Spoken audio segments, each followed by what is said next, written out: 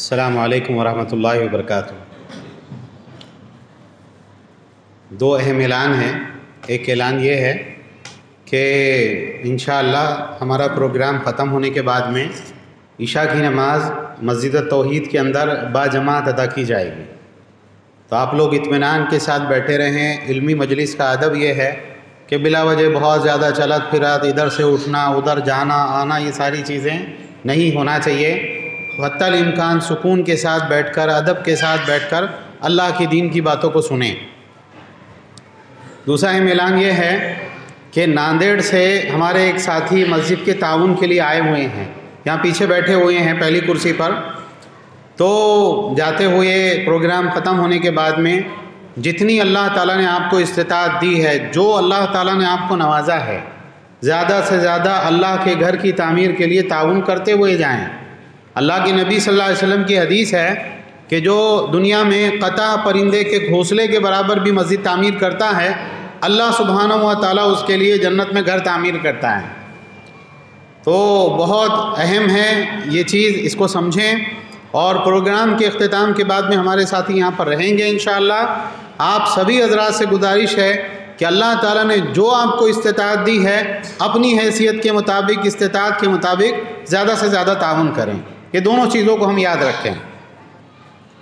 ان الحمد للہ نحمدہ ونستعینہ ونستغفرہ ونعوذ باللہ من شرور انفسنا ومن سیئات اعمالنا من یہدہ اللہ فلا مضل لہ ومن یضلل فلا ہادی لہ واشہد ان لا الہ الا اللہ وحدہ لا شریک لہ واشہد ان محمدا عبدہ ورسولہ اما بعد فإن خیر الحدیث کتاب اللہ وخیر الہدی ہدی محمد صلی اللہ علیہ وآلہ آلہ وسلم وشر الامور محدثاتها وكل محدثة بدعة وكل بدعة ضلالة وكل ضلالة في النار۔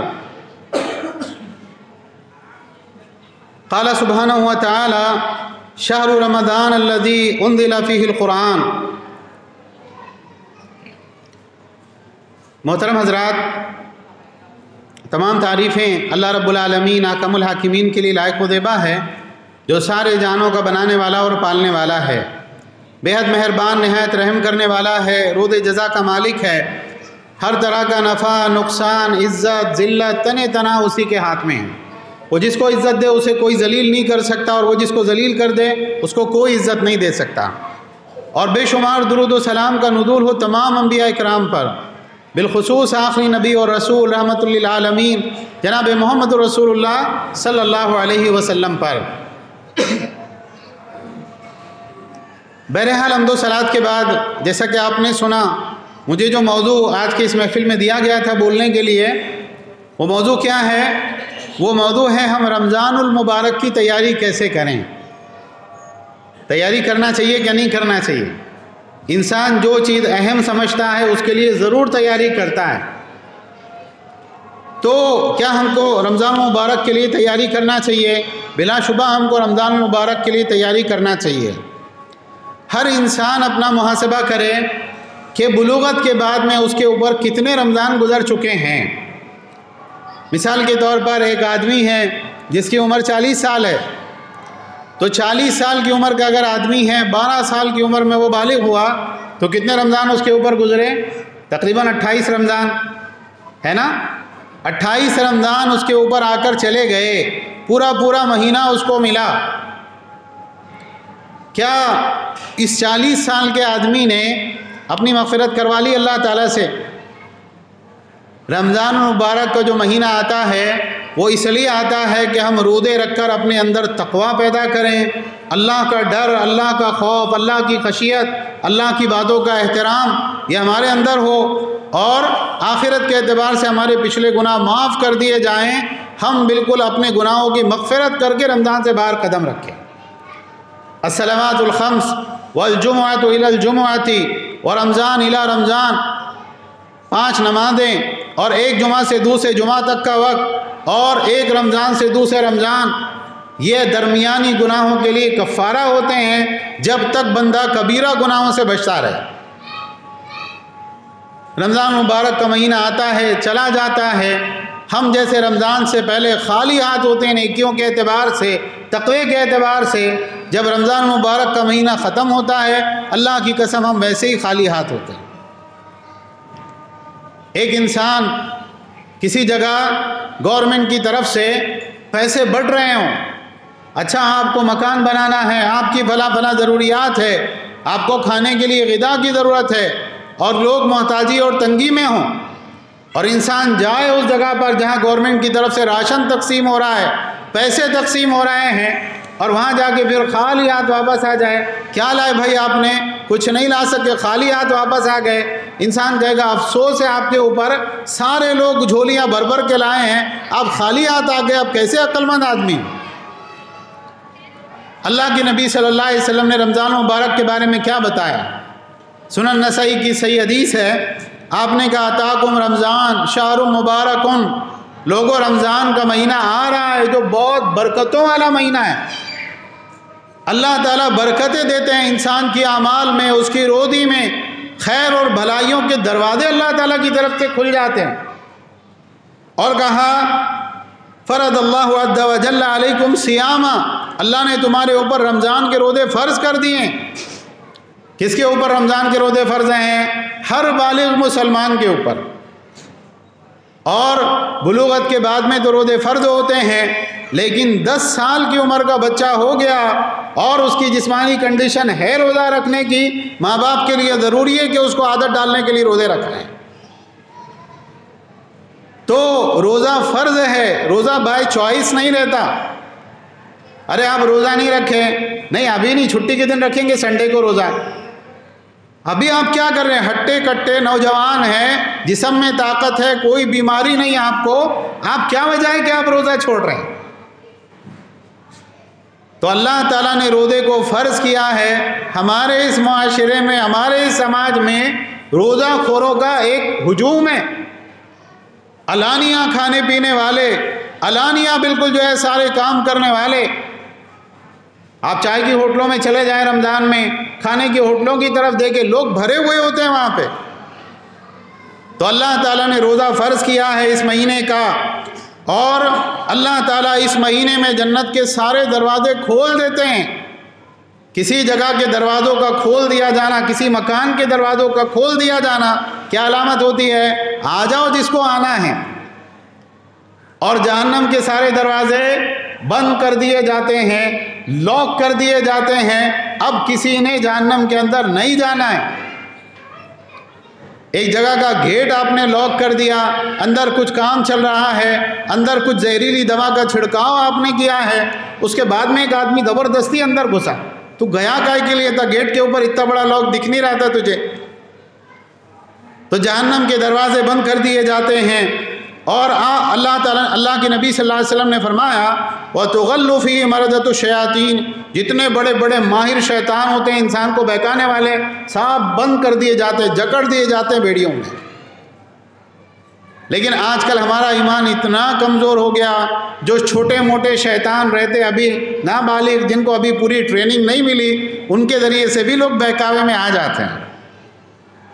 اور آپ صلی اللہ علیہ وسلم نے فرمایا اس میں ایک رات ہے جو 1000 مہینوں سے بہتر ہے، جو اس رات کی خیر سے بھی محروم ہو گیا وہ حقیقتاً محروم ہے، اس کا کچھ نہیں ہو سکتا۔ 1000 مہینوں کے برابر رات نہیں، 1000 مہینوں سے بہتر رات۔ 1000 مہینوں کے اندر کتنے سال ہوتے ہیں اس وقت صحیح یاد تو نہیں ہے، لیکن بعض لوگ حساب کر کے بتاتے ہیں غالباً 83-84 سال ہوتے ہیں۔ آپ کی جتنی عمر ہے اس مہینے کے اندر ایک رات ایسی آئے گی جو آپ کی پوری عمر کے برابر ہوگی، آپ وہ رات جاگ کے آپ عبادت کر لیے، گویا زندگی بھر آپ عبادت کی۔ اسی طرح سے یہ نسائی کی روایت کے الفاظ ہیں اور طبرانی کی روایت کے الفاظ ہیں ھذا رمضان قد جاء، یہ رمضان کا مہینہ آ گیا، تفتح فیہ ابواب الجنہ وتغلق فیہ ابواب الجحیم، ابواب النار، جنت کے دروازے کھول دیے گئے، جہنم کے دروازے بند کر دیے گئے، وتغل فیہ الشیاطین، اور شیاطین کو قید کر دیا گیا، بعدا لمن ادرک رمضان فلم یغفر لہ، ارے اس کے لیے اللہ کی رحمت سے دوری ہو کہ رمضان کا مہینہ آیا اور اس کی مغفرت نہیں ہوئی۔ پھر آپ صلی اللہ علیہ وسلم نے پوچھا اذا لم یغفر له فیہ فمتی، رمضان کے مہینے میں بھی اگر اس کی مغفرت نہیں ہوئی تو یہ کب کرانے والا ہے اپنی مغفرت؟ رمضان کا مہینہ آ گیا، شیاطین قید ہو گئے، اللہ کی رحمتیں عام ہو گئی، اللہ تعالیٰ دن میں رات میں لوگوں کو جہنم کی آگ سے آزاد کر رہا ہے، مغفرت کر رہا ہے، فلاں فلاں فلاں فلاں فلاں سب بخشے جا رہے ہیں، تمہاری ابھی بھی بخشش نہیں ہو رہی تو پھر کب کرانے والے بخشش؟ تو یہ بات یاد رکھیے کہ یہ مہینہ جو آنے والا ہے 18-19 دن غالباً باقی ہے، یہ مہینہ بہت اہم مہینہ ہے۔ اس مہینے میں آپ عبادت کر کے اپنی مغفرت کرا لیے، کامیاب ہو گئے آپ، اور اگر اس مہینے کے اندر آپ نے اپنی مغفرت نہیں کر پائے اور اپنے اندر تقوی کا جو صفت ہے وہ پیدا نہیں کیا آپ نے، تو آپ ناکام ہو گئے، نامراد ہو گئے، اس کے بعد رمضان کے بعد میں بھی آپ کا کچھ نہیں ہو سکتا ہے۔ تو یہ مہینے کی اہمیت کو سمجھیں۔ ہمارے رمضان کیسے گزرتے ہیں غور کیجئے، ایسا کوئی مطلب جو ہے بہت زیادہ ڈیپ میں جانے کی ضرورت نہیں ہے۔ ہم لوگ اپنے گھر میں اپنے آپ کے بارے میں اور اپنے آس پاس میں اپنے پاس پڑوس میں مسجد کے اندر دن رات ہم لوگ دیکھتے ہیں کہ مسلمان اپنے رمضان کیسے گزارتے ہیں۔ رمضان مبارک کا مہینہ مطلب بہت زیادہ کھانے کا اور بہت زیادہ سونے کا مہینہ۔ اچھا رمضان آ رہا ہے ماشاءاللہ، تو پھر صاف چیزوں کی تیاری کرنا ہے، ہاں مجھے افطار میں سموسے لگیں گے یا فلاں فلاں چیز شامی کباب کے بغیر میں افطاری نہیں کرتا ہوں، سحری کے اندر فلاں فلاں کھانے ہونا چاہیے۔ عورتوں کی بالکل جو ہے ایک دم نہیں، بالکل ان کو کہاں رہنا چاہیے، کچن ہی میں ان کے پورے رمضان گزرنا چاہیے۔ اتنا کھاتے ہیں اتنا کھاتے ہیں اتنا کھاتے ہیں، یعنی ایسا لگتا ہے بظاہر کہ اچھا دن بھر سے خالی تھے، اب وہ احساس محرومی جو ہوتا ہے، کہا بالکل ایک ایکسٹرا پیٹ اگر کوئی لگا سکتا ہے تو شاید لوگ رمضان مبارک کے اندر ایکسٹرا پیٹ لگاتے۔ سونے کا مہینہ، بولے ارے رات میں نیند پوری نہیں ہوئی، تو پھر اب کیا کرنا چاہیے؟ صبح فجر کی نماز پڑھ کے جیسے امام صاحب نے سلام پھیرے، درس میں بیٹھنے کے لیے تیار نہیں، کوئی دین کی بات سننے کے لیے تیار نہیں، چاہ کے جو سیدھا بستر کے اندر گھسے تو اس کے بعد میں کب اٹھ کے آئے؟ ڈائریکٹ ظہر میں، اور ظہر کے بعد میں بھی تھوڑا دیر ادھر ادھر کچھ کرنے کے بعد میں پھر قیلولہ۔ تو یہ طریقہ نہیں ہے، یہ رمضان مبارک کا اصل مقصد نہیں ہے۔ سوشل میڈیا کا غلط استعمال، سوشل میڈیا کا غلط استعمال صرف یہ نہیں ہے کہ آپ رمضان مبارک کے مہینے میں فلمیں دیکھیں، آپ جو ہے گانے سنیں، آپ کوئی اس طرح کی چیز شیئر کریں۔ اگر آپ رمضان مبارک کے مہینے میں رات کے وقت میں، سحر کے وقت میں، جب اللہ تعالیٰ آسمان دنیا پہ نزول کرتے ہیں اور کہتے ہیں ہے کوئی مغفرت طلب کرنے والا جس کی میں مغفرت کروں، آپ اگر اس وقت میں موبائل کے اوپر بیٹھ کر واٹس ایپ پر دینی میسج بھی اگر فارورڈ کر رہے ہیں، آپ نے رمضان کے مقصد کو سمجھا ہی نہیں۔ میں نے مشاہدہ کیا اور میری عادت یہ ہے کہ میں بہت اہتمام کے ساتھ دیکھتا ہوں کہ بھئی چل کیا رہا ہے۔ کئی لوگ ایسے ہوتے ہیں کہ رمضان مبارک کے مہینے میں ایک مرتبہ بھی ان کا قرآن ختم نہیں ہوتا۔ ہمارے جو نوجوان ہیں، ہمارے جو ابھی نئے بچے ہیں، قرآن نہیں پڑھتے، اللہ کا ذکر نہیں کرتے، صبح شام کے اذکار نہیں کرتے۔ مساجد میں عام طور سے یہ ہوتا ہے کہ پہلی رات میں بڑا ہجوم ہوتا ہے، بڑا رش ہوتا ہے، جگہ نہیں ملتی، اور اگلا روزہ 1-2 روزے ہو جائیں، اس کے بعد میں پیچھے کی ساری صفیں خالی ہو جاتی ہے، آگے 2-3 صفیں ہوتی ہیں جس کے اندر لوگ نماز پڑھتے ہیں۔ رمضان مبارک کے اندر گناہوں سے بچنے کا اہتمام نہیں، رمضان مبارک میں باجماعت نماز کا اہتمام نہیں، تکبیر اولیٰ کا اہتمام نہیں، صف اولیٰ کا اہتمام نہیں، قرآن کی تلاوت کا اہتمام نہیں، قرآن کو سمجھنے کا اہتمام نہیں۔ کہا کہ رمضان جیسے دوسرے مہینے پھر یہ بھی ویسا ہی مہینہ ہوا۔ بہت ضروری ہے کہ ہم لوگ اس کی تیاری کریں کہ ہم جو ہے رمضان مبارک کو صحیح طریقے سے گزاریں گے۔ کیا کرنا ہے ہم لوگوں کو رمضان مبارک سے پہلے؟ رمضان مبارک سے پہلے ایک مسلمان کو تیاری یہ کرنا ہے کہ وہ اللہ تعالیٰ سے اللہ تعالیٰ کی حضور، اللہ تعالیٰ کی بارگاہ میں اپنے گناہوں سے سچی توبہ کرے۔ حسن بصری رحمہ اللہ کے پاس میں ایک شخص حاضر ہوا، کہا مجھے ایک بات بتائیں، میں تہجد کی نماز میں اٹھنا چاہتا ہوں، پانی رات میں رکھ کے سوتا ہوں، مصلی وغیرہ موجود ہوتا ہے، لیکن تہجد کے وقت میں میری آنکھ ہی نہیں کھلتی، تہجد کے وقت میں میری نیند ہی نہیں کھلتی، ایسا کیوں ہے کہ میں قیام اللیل نہیں ادا کر سکتا ہوں؟ تو حسن بصری رحمہ اللہ نے کہا ذنوبک قیدتک، تمہارے گناہوں نے تم کو قید کر رکھا ہے، جو گناہ کر رہے ہو ان گناہوں سے سچی پکی توبہ کرو، اللہ سے معافی مانگو، تو پھر کیا ہوگا؟ پھر قیام اللیل کر پاؤ گے۔ آپ تراویح کی نماز میں اکثر آپ یہ منظر دیکھیں گے، بوڑھا آدمی آگے کی صف میں کھڑے ہو کے نماز پڑھ رہا ہے اور ہٹا کٹا بالکل پہلوان پیچھے بیٹھا ہوا ہے مسجد کی دیوار سے ٹیک لگا کے، ارے کیا ہو گیا؟ نہیں ذرا امام صاحب رکوع کے اندر جائیں گے نا، پھر جا کے میں شامل ہوتا ہوں۔ یہ جائز نہیں ہے، یہ صحیح طریقہ نہیں۔ تو ہمارے گناہ ہوتے ہیں جو اللہ تعالیٰ کی بارگاہ میں ہمارے لیے دوری کا باعث بنتے ہیں۔ آپ غور کریں، جس دن آپ سے کوئی بڑا گناہ ہو گیا اس دن اکثر کر کے ایسا ہوتا ہے آپ دعا مانگتے تھے، آپ کو دعا مانگنے کی توفیق نہیں ملی، نماز کے اندر آپ لیٹ ہو گئے، مسجد پہنچے جماعت ختم ہو چکی تھی، فلاں فلاں آپ کا معمول تھا آپ نہیں کر پائے۔ کیوں نہیں کر پائے؟ آپ کے گناہ کی سبب اللہ نے پسند نہیں کیا کہ یہ بندہ میرے سامنے آ کے کھڑا ہو۔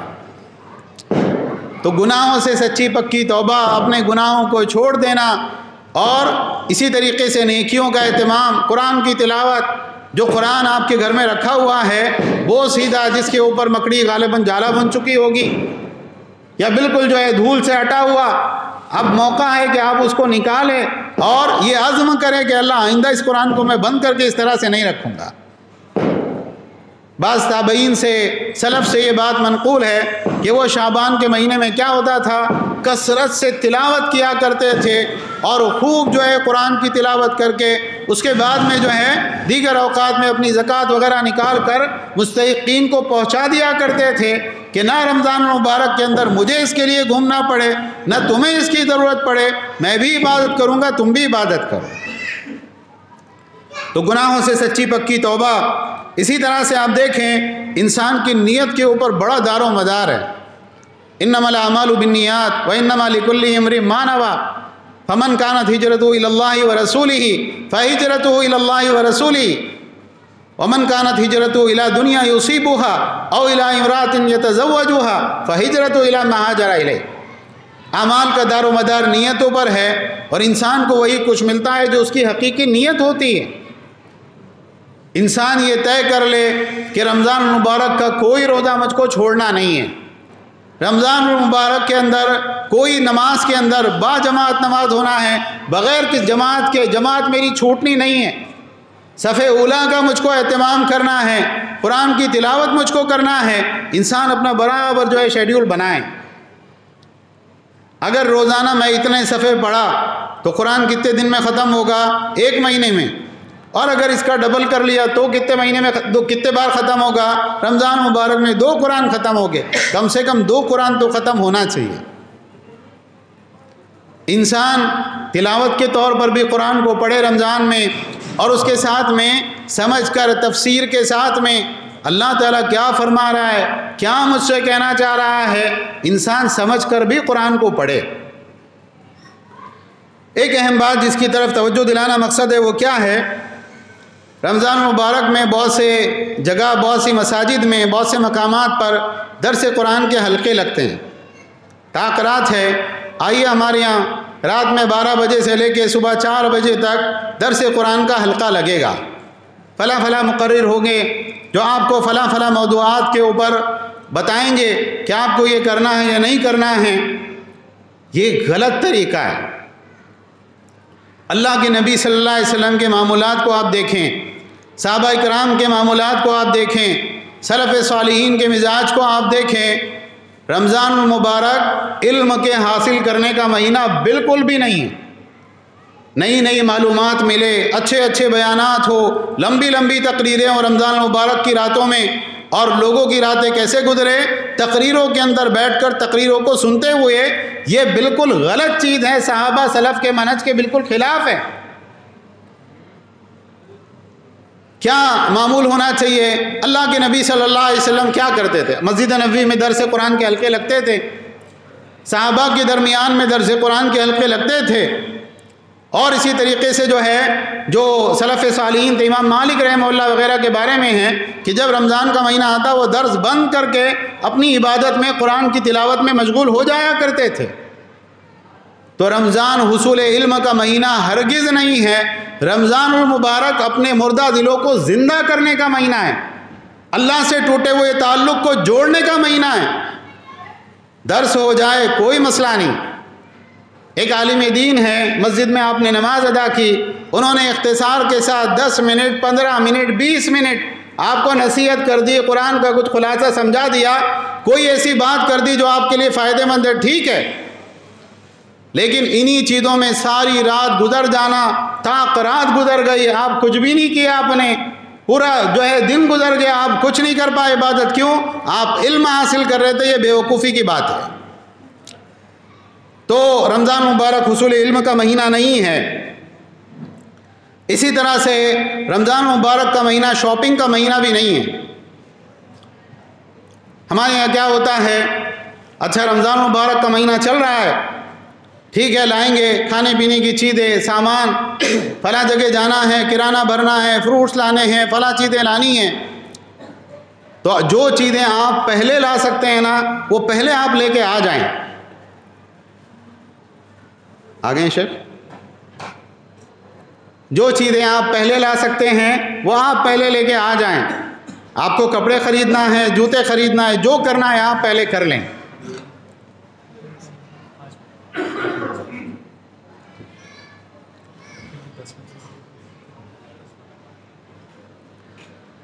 تو جو چیزیں آپ کو خریدنا ہے وہ آپ پہلے لے آئیں۔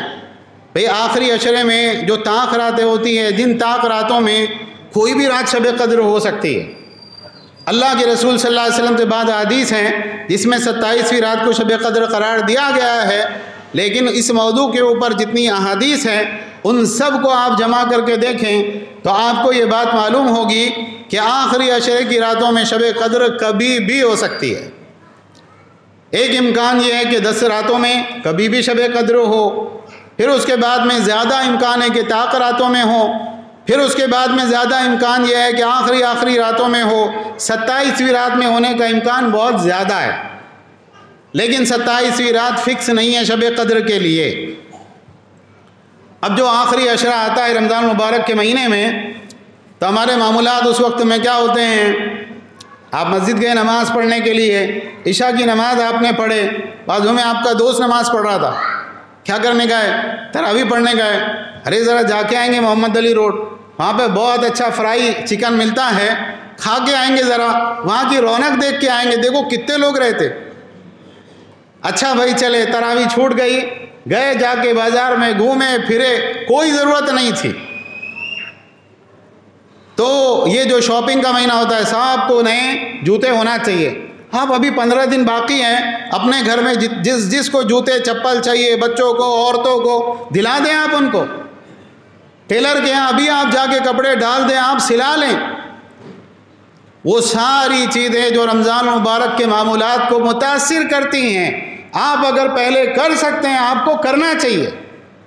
ظاہر سی بات ہے کہ آدمی کو سبزی لینے کے لیے، فروٹس لینے کے لیے، کوئی اور گھر کا سامان لینے کے لیے ہو سکتا ہے رمضان میں بھی نکلنا پڑے، لیکن رمضان مبارک کا آخری عشرہ بابرکت عشرہ وہ خالی جو ہے شاپنگ میں، دکانوں کی خریدی کرنے میں نہیں گزرنا چاہیے۔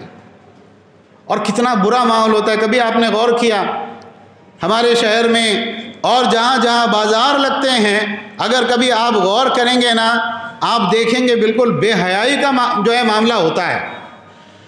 عورتیں نکلی ہے عید کی شاپنگ کرنے کے لیے اور اتنا رش ہے کہ بالکل بدن سے بدن مل رہا ہے، اور نوجوان لڑکے اس کے اندر بہت غلط حرکتیں کرنے کے لیے گھوم رہے ہیں۔ اور یہ سب کب ہو رہا ہے؟ رمضان المبارک کے مہینے میں، جو مہینہ گناہوں سے مغفرت اور اللہ کے حضور سچی توبہ کرنے کا مہینہ ہے۔ تو رمضان مبارک شاپنگ کرنے کا مہینہ ہرگز نہیں ہے، اس کو نہ کریں۔ ایک اہم چیز ہوتی ہے سوشل میڈیا کا استعمال۔ جیسے میں نے شروع میں کہا کہ بعض لوگ سوشل میڈیا پہ یہ سمجھتے ہیں کہ ہم دین کا کام کر رہے ہیں، حالانکہ وہ دین کا کام نہیں کر رہے ہوتے ہیں۔ اب رمضان کی راتوں میں جاگ کر میسیج ادھر سے ادھر فارورڈ کر رہے ہیں، اور اکثر دینی گروپوں میں جو میسیج آتے ہیں نا، اتنے سارے گروپ ہوتے ہیں اور ایسے میسیج لگاتار آتے ہیں کہ کوئی انسان کو اس کو بہت زیادہ پڑھنے کا بھی موقع نہیں رہتا۔ اس نے پڑھا، دیکھا، فارورڈ کیا اور وہ بھی اسی میں لگ گیا۔ تو وہ موقع تو عبادت کا تھا، وہ موقع تو تھا کہ آپ جاگ کر اللہ سے دعائیں مانگتے، نماز پڑھتے، سجدہ کرتے، اپنے گناہوں سے معافی مانگتے۔ آپ دعوت و تبلیغ میں لگے ہیں، یہ موقع دعوت و تبلیغ کا نہیں ہے۔ فیس بک وغیرہ کے جو معاملات ہیں، ہم سب جانتے ہیں کہ وہاں کیسی کیسی برائیاں ہوتی۔ بہت اچھی نیت کے ساتھ آپ نے فیس بک کو کھولا کہ ذرا رمضان المبارک کے بارے میں پوسٹ ڈالیں گے۔ جو آدمی روزہ رکھتا ہے ایمان اور احتساب کے ساتھ، اللہ اس کے پچھلے گناہوں کو معاف کر دیتا ہے۔ جو آدمی تراویح کی نماز پڑھتا ہے ایمان اور احتساب کے ساتھ، اللہ اس کے پچھلے گناہوں کو معاف کر دیتا ہے۔ آپ نے ٹائپ کیے، حدیث کا حوالہ دیے، صحیح بخاری میں ہے، مسلم میں سینڈ کر دیے۔ انسان تو انسان ہے، اور انسانوں میں بھی مرد ہوتا ہے۔ اچھا، ذرا سا اسکرول کیے، نیچے کوئی رنگین اور سنگین قسم کی پوسٹ نظر آئی، آپ مرد ہیں، آپ بہک گئے۔ دیکھ لیا کوئی گانا، کوئی مووی کا کلپ، اور اسی طریقے سے جو ہے کوئی آنے والی فلم کا ٹریلر، ارے بہت اچھی فلم دکھ رہی ہے، ابھی رمضان کے بعد میں ذرا عید ہو جائے، اس کے بعد میں اپن بھی دیکھیں گے۔ یہ ہوتا ہے کہ نہیں ہوتا ہے؟ میں کوئی ہوائی باتیں نہیں کر رہا ہوں۔ اعتکاف کی حالت میں کوئی باہر دوسرے ملک کا ویڈیو تھا، ایک معتکف کی جو مسجد میں اعتکاف میں بیٹھا ہوا ہے، وہ اس کے جو ہے ٹیب میں، اس کے لیپ ٹاپ میں کوئی مووی دیکھتے ہوئے اس کا جو ہے وائرل ہوا تھا کلپ۔ تو انسان جو ہے نا بڑا کمزور ہے، اللہ نے انسان کو ضعیف پیدا کیا ہے، اس کو گناہوں کے موقع سے بچنا چاہیے، دور جانا چاہیے، وہ موقع ہی نہ دے کہ وہ وہاں تک وہ پہنچے۔ بہت زیادہ جو ہے اس سے بچنے کی ضرورت ہے۔ سونے اور جاگنے کی ترتیب بنانا بہت ضروری ہے۔ اچھا ٹھیک ہے، رات میں ہم لوگ تراویح پڑھ کے آ رہے ہیں، اس کے بعد میں سو رہے ہیں، کتنے گھنٹے؟ 4 گھنٹے سونے کے لیے مل رہے ہیں، ٹھیک ہے۔ اس کے بعد میں جب فجر کی نماز آپ پڑھیں، اذکار وغیرہ آپ کریں، اس کے بعد میں کتنے گھنٹے سونا ضروری ہے؟ 2 گھنٹے، 3 گھنٹے، 4 گھنٹے بہت ہو گیا۔ آپ جو سوئے کولر چالو کر کے، اے سی چالو کر کے آپ سوئے رہ گئے، اور رمضان المبارک کا مہینہ آپ کے سونے کی نظر ہو گیا۔ اور اس میں بھی بدترین بات یہ ہے کہ انسان کی نمازیں فوت ہو جائے سونے میں۔ سحری کرے گھر میں جلدی جلدی آخری ٹائم میں، اور اس کے بعد میں کیا ہے، کون مسجد جائے گا؟ گھر ہی میں آ جا بھائی، اپن جماعت کر لیتے ہیں، نماز پڑھ کے دوبارہ بستر میں دبک گئے۔ لا صلاۃ لجار المسجد الا فی المسجد، مسجد کے پڑوسی کی نماز مسجد کے سوا ہوتی ہی نہیں ہے۔ اور اللہ کے نبی صلی اللہ علیہ وسلم نے نفاق کی علامت قرار دیا ہے کہ ایک انسان اپنے گھر میں نماز پڑھ لیتا ہے اور مسجد میں جماعت کے ساتھ نماز پڑھنے کے لیے نہیں آتا ہے۔ جماعت کا اہتمام ہو، تکبیر اولیٰ کا اہتمام ہو، اور سارے کام آپ کے معطل۔ ایک انسان جو اپنی ڈیوٹی کرتا ہے، جو ذمہ داری اس کے اوپر ہے، رمضان المبارک میں بھی وہ ذمہ داری ادا کرنا اس کے لیے ضروری ہے۔ کھائیں صاحب ابھی گھر پہ ہیں، رمضان کا مہینہ چل رہا ہے اور روزہ رکھا ہوا ہے، اس کے لیے وہ ابھی آفس نہیں آتے، وہ دوپہر کے بعد میں آفس میں آئیں گے، آپ اس وقت میں آ کے دیکھ لیجئے گا۔ تو آپ اگر اپنا روزمرہ کا کام نہیں کر رہے ہیں تو آپ گناہ گار ہیں۔ جس کام کے آپ پیسے لیتے ہیں، جو آپ کی ڈیوٹی ہے، اگر آپ وہ نہیں کر رہے ہیں تو آپ گناہ گار ہیں۔ یہ ساری چیزیں ہمارے معاشرے میں ہوتی ہیں۔ اسی طرح سے خواتین کا جو مسئلہ، جیسے میں نے شروع میں کہا کہ خواتین کے لیے رمضان کا مطلب کیا ہوتا ہے؟ رمضان کا مطلب ہوتا ہے سحری اور افطاری کی تیاری۔ وہ جب ان کا دن شروع ہوتا ہے کچھ آرام کرنے کے بعد میں، تو ان کے ذہن میں یہ ہوتا ہے کہ ارے ابھی افطاری کی تیاری کرنا ہے، فلاں چیزیں بنانی ہیں، فلاں چیز نہیں بنائیں گے تو شوہر ناراض ہو جائے گا، فلاں چیز نہیں بنائیں گے تو بیٹا ناراض ہو جائے گا، تو یہ سب کرنا ہے۔ سب سے پہلی بات تو یہ ہے کہ وہ اس چیز کی اہمیت کو سمجھے، وہ جو کام کر رہی ہیں وہ اللہ کے نزدیک بے فائدہ نہیں ہے۔ اللہ کے نبی صلی اللہ علیہ وسلم کی حدیث ہے، آپ سے پوچھا گیا ای الاسلام خیر، کون سا اسلام بہترین ہے؟ تو آپ نے کہا کہ تم لوگوں کو کھانا کھلاؤ اور جس کو تم پہچانتے ہو اور جس کو نہیں پہچانتے اس کو سلام کرو۔ تو خواتین اگر کھانا بنا رہی ہیں اور اپنے مرد کی، اپنے بچوں کی، اپنے اہل خانہ کی خدمت کر رہی ہیں، اللہ کے نزدیک ان کو اس کا اجر و ثواب ملے گا۔ اور جو روزے دار روزہ رکھیں گے افطاری اور سحر میں، تو افطاری کرانے کا جو ثواب ہے وہ اپنے گھر کی خواتین کو بھی ملتا ہے۔ ایسا نہیں ہے کہ آپ باہر افطاری کرائیں گے تو ہی آپ کو ثواب ملے گا۔ لیکن گھر کے مردوں کا معاملہ کیا ہونا چاہیے؟ وہ ذرا اپنی جو ہے پیٹ کو آرام دے۔ رمضان مبارک کا مہینہ کھانے پینے کے لیے نہیں آتا ہے۔ بالکل آپ چٹورے ہو گئے اور آپ کھا رہے ہیں اور آپ بالکل پیے جا رہے ہیں شربت اور فلاں اور فلاں۔ کسی نے بہت اس سے کہا تھا کہ بھئی وہ اونٹ ہوتا ہے جو 6 مہینے کا جو ہے کتنے دنوں کا پانی اپنے معدے میں اسٹور کر سکتا ہے۔ آپ زیادہ پانی پئیں گے وہ جلدی جسم میں سے باہر نکل جائے گا۔ تو یہ ساری چیزوں کی طرف دھیان دینا بہت زیادہ ضروری ہے۔ دیکھیے آخری بات انشاءاللہ پھر ہم اپنی بات ختم کریں گے۔ انسان اگر اپنا معمول بنا لے، ایک چیزوں کی ترتیب بنا لے تو کام آسان ہوتے ہیں۔ اگر آپ نے کچھ معمول نہیں بنایا تو کیا ہوگا؟ پہلے دن آپ گئے مسجد میں، جوش اور جذبے کے ساتھ ایک ساتھ بیٹھ کے 3 پارے آپ نے پڑھ لیے، اگلے دن سے آپ آدھا پارا بھی نہیں پڑھ پائے۔ عام طور سے یہ ہوتا ہے کہ رمضان مبارک کے اندر لوگ مسجد جاتے ہی جاتے ہیں۔ جب ہم مسجد جاتے ہیں تو مسجد کے اندر جیسے آپ صبح کی نماز میں گئے تو آپ یہ طے کر لیں کہ مجھے صبح کے اذکار کرنے ہیں۔ حصن مسلم وغیرہ ایک چھوٹی سی کتاب ہوتی ہے، آپ اس کے اندر سے دعائیں وغیرہ بیٹھ کے پڑھ سکتے ہیں۔ قرآن کی تلاوت کا ایک حزب طے کر لیں، ایک حصہ طے کر لیں کہ مثال کے طور پر ہر فرض نماز کے وقت میں مجھ کو بیٹھ کے پاؤ پارا پڑھنا ہے۔ تو اگر ہر نماز کے وقت میں پاؤ پارا بیٹھ کے آپ پڑھیں گے تو 5 نمازوں میں 1.25 پارا آپ کا ہو جائے گا۔ تھوڑا سا ٹائم آپ کو زیادہ دینا پڑے گا مسجد میں۔ پاؤ پارا پڑھنے میں اگر اچھا قاری ہو 5 منٹ لگتے ہیں، ایک سادہ مسلمان ہو جو ذرا اٹک اٹک کے پڑھتا ہے تو اس کے لیے 10 منٹ لگیں گے۔ اور ایک معمول بنائے رمضان مبارک میں قرآن کی تلاوت کا طاق راتوں میں۔ اصل عبادت جو طاق راتوں کی وہ یہ ہے کہ امام لمبی تراویح پڑھائے اور لوگ اس کے پیچھے لمبا قیام کریں۔ صحابہ کے یہاں جب تراویح کی نماز پڑھائی جاتی تھی تو اتنا لمبا وہ لوگ قیام کرتے تھے کہ بعض مرتبہ لوگ لکڑی سے ٹیک لگا کے کھڑے ہوتے تھے کہ کئی لمبے قیام کی وجہ سے ہم لوگ گر نہ جائیں۔ ساری رات تراویح کی نماز چلتی تھی۔ سحر کے وقت میں وہ لوگ تراویح کی نماز سے فارغ ہوتے تھے۔ تو طاق راتوں کی عبادت بڑے بڑے بیان، بڑے بڑے مقررین اور بڑے بڑے جلسے اور جلوس اور قرآن کی تلاوت کے حلقے یہ نہیں ہیں۔ طاق راتوں کی اصل عبادت کیا ہے؟ نماز کے اندر کھڑے رہ کر قرآن کی تلاوت کرنا۔ لیکن اگر آپ کے اندر اتنی طاقت نہیں ہے تو آپ بیٹھ کر جہاں پر بھی آپ ہیں خوب آپ قرآن کی تلاوت کریں۔ نماز آپ نے پڑھ لی، جتنا زیادہ ہو سکتا ہے قرآن کی تلاوت کرے۔ تو جیسے میں نے کہا کہ اگر کم سے کم 2 قرآن ختم کرنے کا انسان ارادہ کرے تو ایسے میں کیا ہوگا؟ ایک قرآن آپ ختم کریں گے معمول کی نمازوں کے ساتھ میں، اور ایک قرآن ختم ہوگا آپ کا طاق راتوں میں۔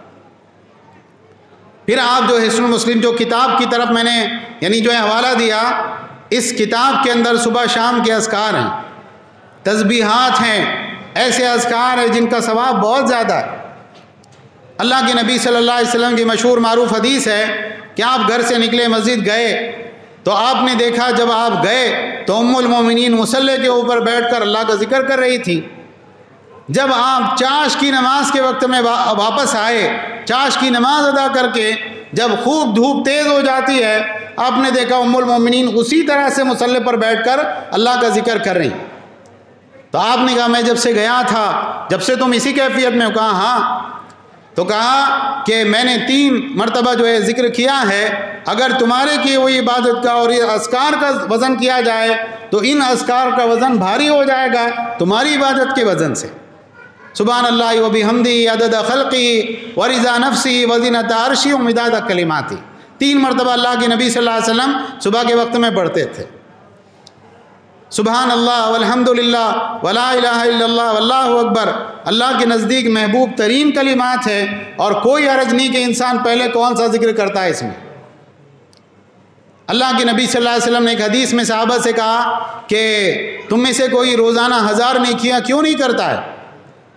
تو انہوں نے کہا اللہ کے نبی 1000 نیکیاں روزانہ کیسے کوئی کر سکتا ہے؟ آپ صلی اللہ علیہ وسلم نے فرمایا 100 مرتبہ سبحان اللہ کہے، یہ اس کے نامہ اعمال کے اندر 1000 نیکیوں کے برابر ہوں گے۔ رمضان مبارک میں جو خواتین کچن میں کام کر رہی ہے، اب کچھ نہیں کر سکتی، قرآن بھی نہیں پڑھ سکتی کیونکہ ان کو کھانا بنانا ہے۔ بہت سی مرتبہ حیض کے ایام میں خواتین ہوتی ہے اور وہ اپنا دل یعنی جو ہے ایک افسوس ان کے اندر ہوتا ہے کہ یار ہم نہ نماز پڑھ سکتے ہیں نہ قرآن پڑھ سکتے ہیں، کیوں؟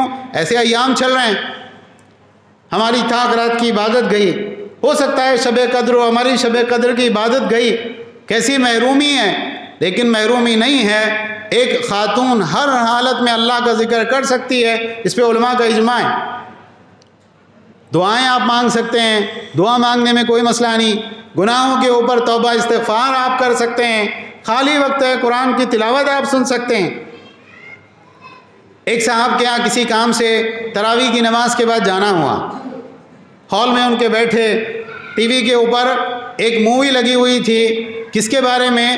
حضرت یوسف علیہ السلام کے بارے میں، جس میں بتایا جا رہا تھا یوسف علیہ السلام کو ان کے بھائی کنویں میں ڈال رہے ہیں، اور وہاں سے پھر جو ہے قافلے والے ان کو پکڑ کے لے کے جا رہے ہیں۔ اور ان کو کیا لگ رہا تھا ان صاحب کو، رمضان کا مہینہ ہے نا، ٹھیک ہے عام پکچر نہیں دے سکتے، انبیاء کے بارے میں تو پکچر دیکھ سکتے ہیں نا، یہ زیادہ بڑی معصیت ہے، یہ عام پکچر دیکھنے سے بڑا گناہ ہے، کیونکہ یہ صرف مووی نہیں ہے بلکہ اس میں انبیاء اکرام علیہ السلام کی بے عزتی ہے۔ ایک کافر اور بالکل بد کردار زانی اور شرابی اس یوسف کا کردار نبھائے گا، حضرت یوسف علیہ السلام کا، جو اپنی عفت اور پاک دامنی کے اعتبار سے دنیا میں مثال ہیں۔ تو یہ جو ہوتا ہے ذرا دیکھ لیتے ہیں، ذرا جو لوگ پاکستانی ڈراموں کے شوقین ہوتے ہیں، پاکستانی چینلز وغیرہ دیکھنے کے شوقین ہوتے ہیں، خواتین میں یہ وبا زیادہ ہے۔ لہر پاکستانی چینل لگاؤ، کیا آ رہا ہے اس کے اندر؟ رمضان کا پروگرام آ رہا ہے، سحر کے وقت میں، افطار کے وقت میں بڑے بڑے مولوی الگ الگ فرقوں کے ایک اسٹیج کے اوپر بیٹھ کر مسائل پہ بحث مباحثہ کر رہے ہیں۔ اب یہ آدمی کو ایک مرتبہ لت لگ جاتی ہے، آدمی شوق کے ساتھ اس کو سنتا ہے، لیکن یہ کیا ہے؟ آپ کا وہ وقت جو اللہ کی بارگاہ میں، دعا میں، اللہ کے ذکر میں، تلاوت میں خرچ ہونا چاہیے تھا، وہ ٹی وی کے اوپر نامحرم خواتین کو دیکھنے میں خرچ ہو رہا ہے۔ تو بہرحال دیکھیے کیا مسئلہ ہے؟ مسئلہ یہ ہے کہ انسان ہیں، غلطیاں ہوتی ہیں، ایسا نہیں ہے کہ کچھ نہ کچھ کوتاہیاں ہر انسان سے ہوتی ہیں، لیکن رمضان مبارک کا یہ مہینہ جو آ رہا ہے یہ بہت بابرکت مہینہ ہے۔ ایسا نہ ہو کہ یہ مہینہ آ کر نکل جائے اور ہم خالی ہاتھ ہی رہیں۔ دیکھیے موت کا کوئی وقت متعین ہے، اگر آپ بیٹھ کر سوچیں کہ یہ کورونا کی بیماری کے وقت میں اور الگ الگ حادثات میں، ہارٹ اٹیک سے اور فلاں جو ہے بیماریوں سے کتنے لوگ مرے ہیں، ہم میں سے ہر ایک شخص یہ اس کو نظر آئے گا فلاں رشتہ دار گیا، فلاں گیا، فلاں گیا، فلاں گیا، فلاں کتنا اچھا نوجوان تھا، کیسا خوبصورت تھا، چلا گیا، فلاں انسان جو ہے وہ کتنا جو ہے مضبوط انسان دکھتا تھا، چلا گیا، فلاں عورت، فلاں بچہ جس کی ابھی کھیلنے کی عمر تھی، فلاں نوجوان جس کو ابھی ساری زندگی گزارنی تھی، گیا۔ تو یہ جو رمضان مبارک کا مہینہ آ رہا ہے، اگلے سال ہم رہیں گے اس کی گارنٹی ہے؟ اچھا ابھی یہ رمضان کا مہینہ ہم کو ملے گا اس کی گارنٹی ہے؟ ہو سکتا ہے میں بھی آپ سے بات کر رہا ہوں اور رمضان مبارک کے مہینے میں آپ کے ساتھ میں نہ رہوں، ایسا ہو سکتا ہے، لیکن اگر آپ کی نیت سچی ہے، آپ کی نیت حقیقی ہے، اللہ جانتا ہے کہ ایک انسان کے دل میں اس کی نیت واقعتاً کتنی سچی ہے، تو کیا ہوتا ہے اگر آپ کی نیت صحیح ہوگی، آپ رمضان سے پہلے بھی گزر جائیں، اللہ آپ کو وہی اجر و ثواب دے گا جو آپ رمضان مبارک میں عبادت کرنے کے بعد کماتے ہیں۔ غفلت سے نکلیں، اللہ کے لیے جو ہے شیطان کے پھندے سے نکلیں۔ ہماری زندگی ایک بامقصد زندگی ہونا چاہیے۔ ہمارا کام ہے کہ ہم اپنی زندگی کو ایک مقصد اور شعور کے ساتھ گزاریں۔ خالی ٹائم پاس کرنا، دن آ رہے ہیں، راتیں گزر رہی ہیں، مہینوں پر مہینے، سال پر سال گزرتے چلے جا رہے ہیں، اور ہم جیسے برائیوں کی دلدل میں تھے ویسے ہی دھسے ہوئے ہیں، اپنی اصلاح کی کوئی کوشش نہیں، کوئی فکر نہیں، تو یاد رکھیں کہ ایسا انسان قیامت کے دن بہت پچھتائے گا۔ آخری باتیں انشاءاللہ ہم پھر بات ختم کریں گے۔ اللہ کے نبی صلی اللہ علیہ وسلم کی اس حدیث کو یاد کریں، قیامت کے دن انسان کو کسی بات پر اتنا افسوس نہیں ہوگا جتنا دنیا میں اس وقت پر جو انسان کا اللہ کی ذکر کے بغیر گزر گیا۔ ہر مجلس اپنے بیٹھنے والوں کے اوپر وبال ہوگی سوائے اس مجلس کے جس میں اللہ کو یاد کیا جائے اور اللہ کے نبی صلی اللہ علیہ وسلم پہ درود پڑھا جائے۔ تو قیامت کے دن بہت پچھتاوا ہوگا۔ رمضان کا مہینہ گیا، امام صاحب تراویح کی نماز پڑھا رہے تھے اور میں باہر مسجد کے باہر کرکٹ کھیل رہا تھا، لوگ روزہ رکھ رہے تھے، میں نے بغیر وجہ کے روزہ چھوڑ دیا، لوگ فلاں عبادت میں مصروف تھے اور میں اپنے سوشل میڈیا میں لگا ہوا تھا، گیمز کھیل رہا تھا۔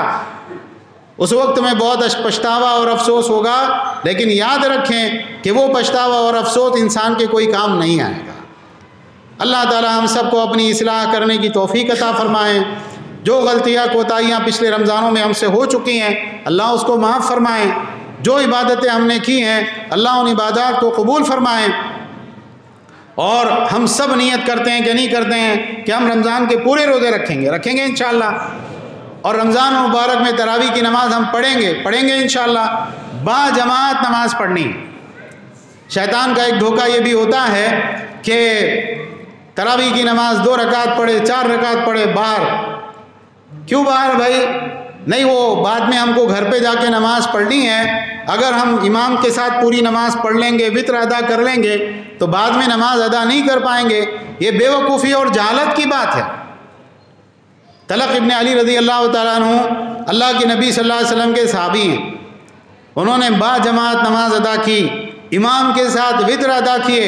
اس کے بعد میں ایک جگہ آئے، لوگ نماز پڑھ رہے تھے، وہ ان کے ساتھ میں نماز میں شامل ہو گئے۔ جب وہ لوگ وتر پڑھنے لگے وہ وہاں سے نکل گئے، کہا میں نے اللہ کے نبی صلی اللہ علیہ وسلم کی حدیث سنی ہے، ایک رات میں 2 مرتبہ وتر نہیں ہے۔ تو بہرحال جو ہے یہ باتوں کا اہتمام کریں۔ اللہ تعالی ہم سب کو سننے اور سمجھنے کی توفیق دے، اخلاص کے ساتھ ان باتوں پر عمل کرنے کی توفیق دے۔ آمین وآخر دعوانا ان الحمدللہ رب العالمین۔